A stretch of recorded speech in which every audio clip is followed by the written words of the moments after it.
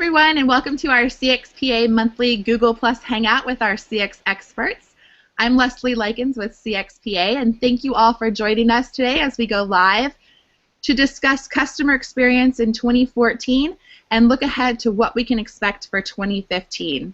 And I'm very excited because we have a couple of new CX experts with us for you today, but let me go ahead and go across the row and introduce you. First of all, we have Jim Tencher, who is one of our brand new CXPA CX experts.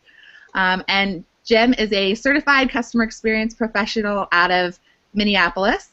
We have Lynn Hunsaker, who of course has been with us a number of times before, and we're looking forward to having her join us again for today's conversation. We have Peter Haid, who is with us, also a new CX expert and certified customer experience professional. Peter is joining us from Colorado today. And then, of course, we have Tabitha Dunn, who you're all familiar with and who has joined us multiple times before. Tabitha, thanks for dialing in today. I just want to remind everybody that you have the opportunity to ask questions live as we talk to our experts today and to bring your insights and your opinions to this conversation.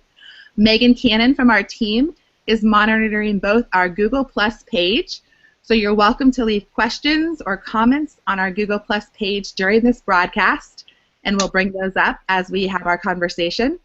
And if you're watching this live on our YouTube channel, feel free to add your questions on Twitter using hashtag CXPA Hangout. So again, that's hashtag CXPA Hangout. So without further ado, let's go ahead and kick off. And the first question I have for all of you today is let's go ahead and summarize 2014 when it came to customer experience. Does anyone want to kick off what 2014 meant for customer experience? Well, sure. What I saw, at least here in Minneapolis, is really a growth of the industry. We're starting to see a lot of exposure happening to places that really traditionally haven't thought of that. And as comes with that is trying to learn really what are the best practices today. So at least what I've seen up here is really it's starting to expand, starting to get out there, which is exciting. But then there's also a real need as people are trying to discover what best practices are out there. And so really it's starting to get out there, but still in the early stages. I'd have to agree with Jim. I've seen that more industries that haven't necessarily typically looked at the customer experience starting to ask the right kinds of questions and really wanting to get engaged and say, well, what is this customer thing that we hear of? They don't just pay the bills. They actually, you know, we should be listening to them, and more than listening, we should be acting on what we learn from them. Something that's been kind of fun is I've been involved with projects for government agencies, which is completely, in some respects, new, as well as we're really starting to see the nonprofits as well. And so it's right, not just the for-profit, but seeing that term being used across different industries. One of the things that I've noticed in 2014 and the year before was customer experience journey mapping really taking off. People are quite enamored with that as a primary methodology, in addition to other customer listening posts. And I have also seen a little more attention to empathy mapping this past year, and also engaging employees internally and trying to define what that means and how to do it. Yeah, I just would echo a large thing that I've seen in the last this year is again journey mapping really taking hold in a lot of spaces, and in a lot of the companies I work with, it's a major initiative. I think what else is interesting is that companies have really tried this year to figure out where to start, and that seems to be an ongoing conversation. Is it voice of customer? Is it employees? Is it journey mapping? There still tends to be a lot of business case development going on. Connecting to the ROI seems to be something a lot of companies are trying to get done first. At the same time, though, you got to go through some of these other steps, and so there's some chicken and egg activities that I've been seeing, I think it's an opportunity for us actually going forward to make it a little bit more scaled and a little bit more of a path for people that are in this profession. So for me, I think, again, journey mapping has been really hot, and then behind that, the ROI concept and case and all of that seems to just continue to be a big topic. And that's what I've seen this year as kind of the key takeaways. So. And Peter, following up on that, what's been to me really exciting, we talked specifically about journey mapping, some of these others as well, is that there seems to be some effort to try to get some definition of even what that is. If you go out there, I've had a lot of clients come and say, I've Googled journey maps and spent a couple hours researching it. I still don't know what it is. And, we have the same kind of conversation if we talk about metrics. What are the right metrics? And so as we start growing the industry, we're seeing a lot of people trying to solve these problems. Is what exactly is a journey map, and is it effective? If I throw a bunch of people in a conference room and give them some Post-it notes, is that a journey map? Do I need to actually talk to customers or not? We talk about measurement. Is NPS the right score? Is it satisfaction? Is it something else? And so it's been a time in the last year of trying to get a handle for this. At the same time, new people are coming into the industry.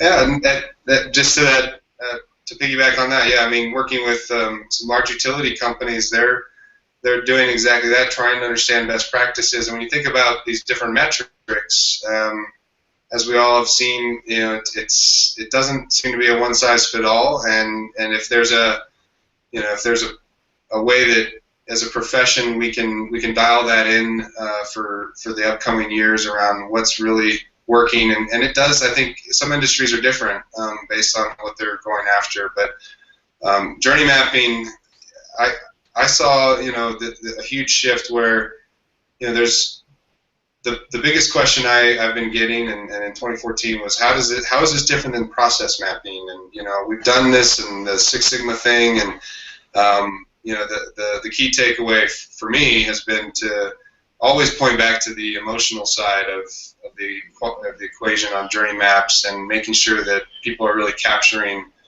what's going on from their view, and then integrating that and validating that. As you said, Jim, it's a very key point, and I see a lot of companies doing that and really making progress. And now to the point where they can share it across the organization and get buy-in on some key initiatives when people can see and step back and really understand how things are impacting customers. So it's been a tool that has really helped our space in this year. Yeah, and I would add that from the practitioner side, a lot of what I've been working on this past year has been focused on employee engagement, and not necessarily the fluffy side of employee engagement, but a lot more about how do you take a lot of the passion for wanting to make a difference from different employees across the company, enabling them to participate in projects that are outside of their day job, enabling them to become part of a crowdsourcing effort when it comes to projects. I used a lot of that this year in journey mapping, crowdsourcing all of the interviews that we did so that there were people across the company that learned how to interview stakeholders and customers. We taught the skill, we gave them the places to capture all of the inputs that they had from their interviews. But the feedback we got from the employees was they really loved that they had a chance to really participate and learn new skills and be involved. And the feedback from the teams doing the projects were, oh my God, I couldn't believe how much faster all of this went when I had 50 volunteers going, I'll do an interview, I'll do 2 interviews. So that ability to sort of crowdsource the CX work and get more people involved, as well as doing a lot more communication campaigns for employees. It's easy to forget that they don't know that we're working on the things that they see every day that are painful for our customers. And I really appreciate the chance to be able to share with them that we do listen to our customers and we are acting on what we learn.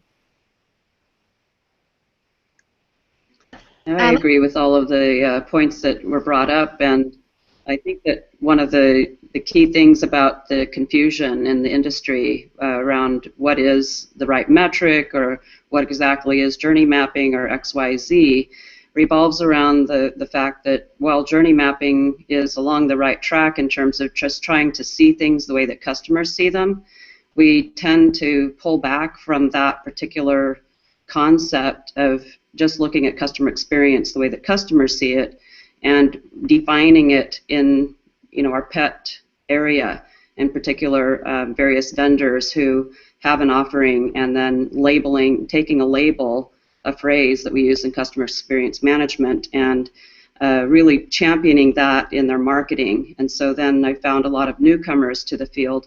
I've been in this field since 1991. I found a lot of newcomers having kind of odd interpretations of a lot of the phrases and the techniques that are used based on their exposure to certain marketing messages.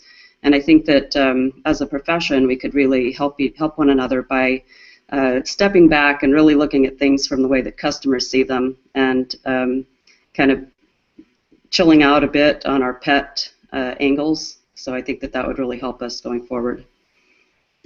As a practitioner, I would appreciate that very much. Fair enough, Tabitha. Let's take it to 2015. So we've talked a lot about 2014 and customer journey mapping. What do you all see for 2015? Following up something from Peter said earlier, I really think that we're going to see more along the lines of emotions. I think that typically it's very easy to see companies take a rational approach. And that also comes from inside-out thinking. And we're starting to see companies thinking more about realizing that even in the most solid, boring B2B experience, emotions are still a huge part of that. And that's sometimes hard for organizations to get around, but we're starting to see that shift as organizations realize that, if I'm an insurance company, I'm probably not going to have people tattooing my logo to their shoulders. But there are real emotions in that journey. Often they're emotions of frustration and confusion, but it's still a real part of that. We're starting to see that starting to turn as companies understand that, okay, I really do need to think about those emotions. I can't just go after those rational issues. Yeah, and I would add to that, Jim, you're spot on. The emotional side of what we do in this profession is going to continue to heat up. And it's going to, it's actually the pressure, I think, for customer experience practitioners is going to heat up as well. We've been at this for some time. It's, to me, I think, there's been a lot of progress made in this profession around what's being done on, talking to the executive team. We can bring in some vendors, some big names. We can help, spread the word at the executive level, and to some extent that's working.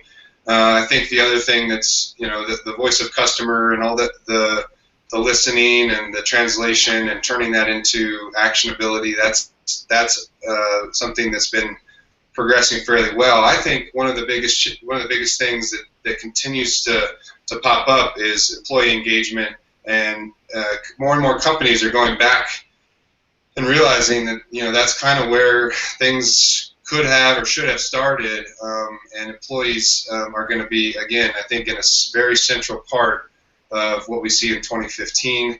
The other thing that really pops out for me is the way technologies are sort of coming together, and the way that companies are having to think about the customer experience ecosystem much broader than even they did a year or two ago. For example, how things are transitioning in our homes, and how there's multiple players in our home, and to where we may someday see and it may be this year, where we have companies that need to share information and think about working across industries a bit to do real journey maps and to really put the customer at the hub and think about these different companies as the spoke. So it's actually kind of broadening out even further the ecosystem we thought we had, and working with other companies on customer experience. I think that's something that's going to come a lot farther along, and there's going to have to be some partnerships made to really take care of customers and protect loyalty. So those are a few thoughts I have for 2015.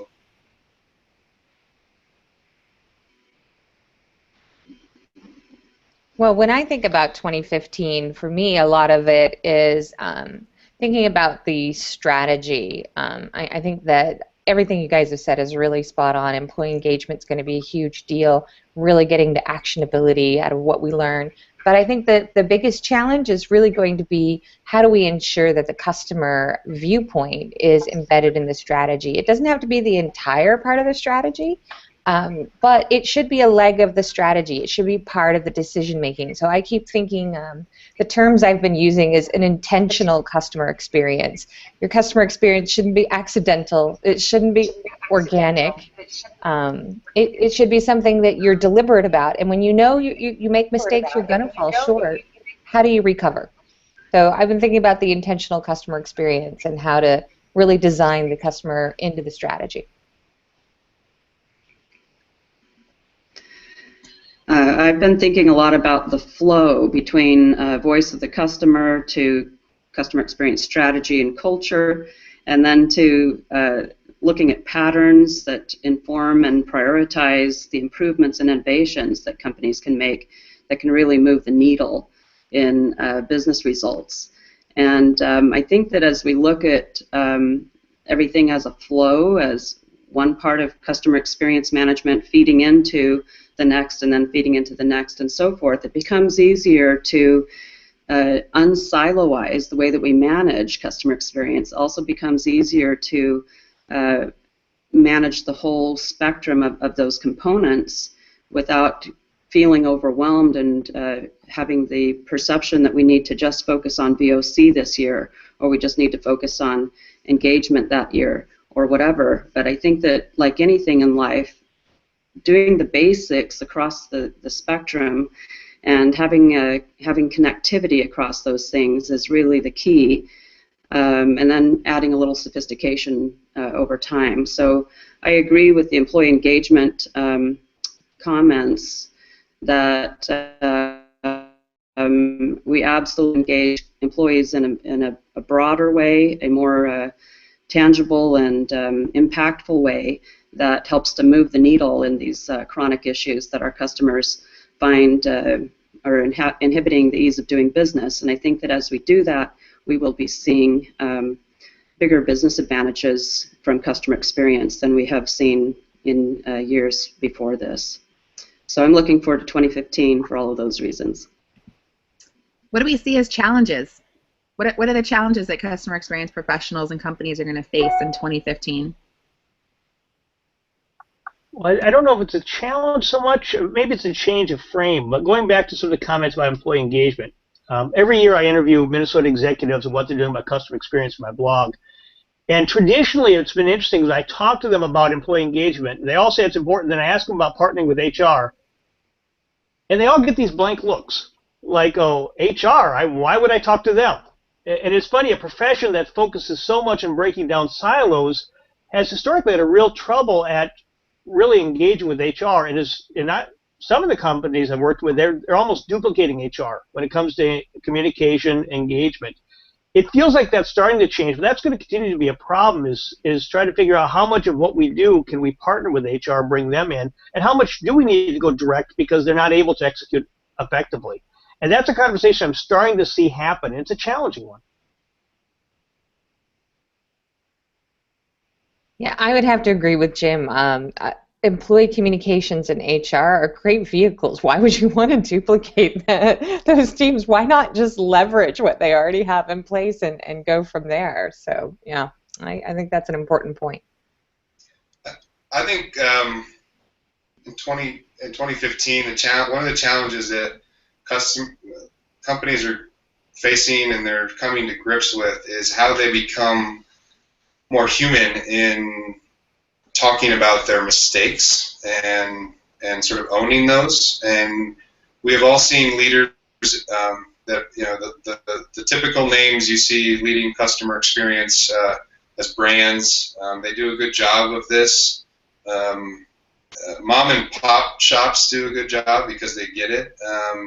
Somewhere in the middle, though, I think, you know, just the fact that the time has come when customers, they know enough and they see through your processes enough that, you know, you can only, an apology at some point is actually going to go farther to recover some things, and that's a hard thing for some companies to put their heads around. But the human nature of what it does, and so what that does for employees and how that can actually help employees with their jobs is a big deal. And I think that just being more human, being able to own up when we mess up, and then march forward. I think that's a challenge and an opportunity. I challenge all of our members to really think about how they can work that into their plans for 2015, just to be more transparent and honest, frankly, with their customers. I think that's an excellent point, Peter. I think that a lot of times we somehow think we're keeping a secret, and that if we don't tell people, the customers won't notice. And it's like, I'm pretty sure that if you look at the customer feedback, they're already telling us we have a problem. So not saying anything makes us look stupid. It doesn't make us, we're not keeping a secret. They already know. And so, just being really open about the fact, yes, we know, and yes, we realize that we need to work on that, and we are, is a really simple approach. It's very human, and I think that is key. It's not about keeping secrets. Yeah, I think that narrowness of scope is one of the challenges that we've always faced in customer experience excellence, and the connectivity that my colleagues have been talking about in the comments before this. The connectivity between functional areas, not excusing any functional area from being a participant in customer experience management, because the best initiatives in any endeavor, in any organization, weave the change into the existing infrastructure, the existing processes, the existing people, make use of the resources that are there. And customer experience management will only be stronger as we are more inclusive and connected to all of the people in the ecosystem, so to speak, rather than viewing and managing customer experience as a series of silos. So I think that that's a huge challenge, as well as a great opportunity for 2015 and going forward. As we're coming into the holiday season, it reminds me about what we were dealing with or talking about a year ago, which was the Target breach. Obviously a big deal here in Minnesota. And going back to what Peter and Tabitha were just saying there, is a great example where everybody knew it was happening, but Target wasn't sharing. It's kind of hoping it would go away and not mention it there. And Tabitha, you were spot on. You talked about that. It was a case where everybody knew it was happening, and yet Target was trying to, hoping it would go away. And as a result, I think over the last year, people started to realize that this is a big part of your experience. What was ironic is that Target nailed the customer service side. If you called them and talked to them, it was fantastic. The experience, though, was broken. And it was, I think, really informative for a lot of us of how to handle a crisis. And we don't normally think of customer experience and crisis as coming together, but in that case, it certainly did. And I think groups are starting to realize now that you can't just try to hope it goes away. And so as we've seen Home Depot and others dealing with that, they're starting to get out there and say, okay, we screwed up. Here's what we're doing. And even though Home Depot is much larger than Target, the damage to their brand is much less because they were forthright in sharing about that. Yeah, I agree. One other comment I would add on the back of that is that we talk about the closing the big loop, right? When we get VOC and we get all of these great insights, and we learn where we need to focus our attention and what needs to be fixed. And closing that big loop, I think, is something people wait for. I'm talking about the large initiatives that companies need to go after to really fix an experience. It tends to be something you wait to communicate on because you don't want to miss delivering on it, right? You don't want to promise something out in the market and then miss that or not execute on it. But there's a middle step of we heard that part, and we, even if the plans are still firming up, even big brands, I think, doing the I heard you part is something that isn't always happening, and they can wait too long before getting back. And so that's even outside the crisis mode, just the regular initiatives that are going on. I think that's another challenge for us in 2015 is that bigger loop. All right. Any other last thoughts on 2015 before we wrap today's Hangout?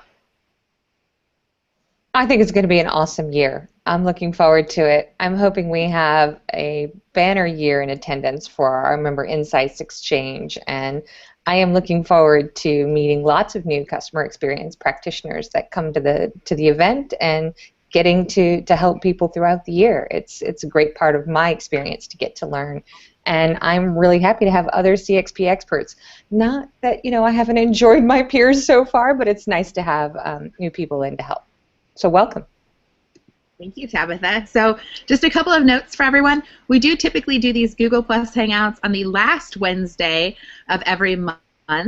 So we're doing it a bit early, purely because of the holiday season. But we look forward to seeing all of you back here on YouTube or Google Plus at the end of January. Again, that's the last Wednesday of every month at 12 p.m. Eastern Time. If you are really interested in this topic, and I think today's experts have shared some really good points, we also have further feedback from our CX Expert Panel in this month's newsletter, which comes out tomorrow. So watch for CXPA's December newsletter for more thoughts on a recap of 2014 and what's ahead for 2015. If you are really interested in more information about CXPA, I encourage you to check out www.cxpa.org. We have, as Tabitha mentioned, some really great annual events coming up. Our first one located in London on February 10th, and we'll be celebrating together in San Diego on May 5th and 6th in 2015. So thank you all. Have a really happy holiday season, and thanks so much for joining us today. Thanks.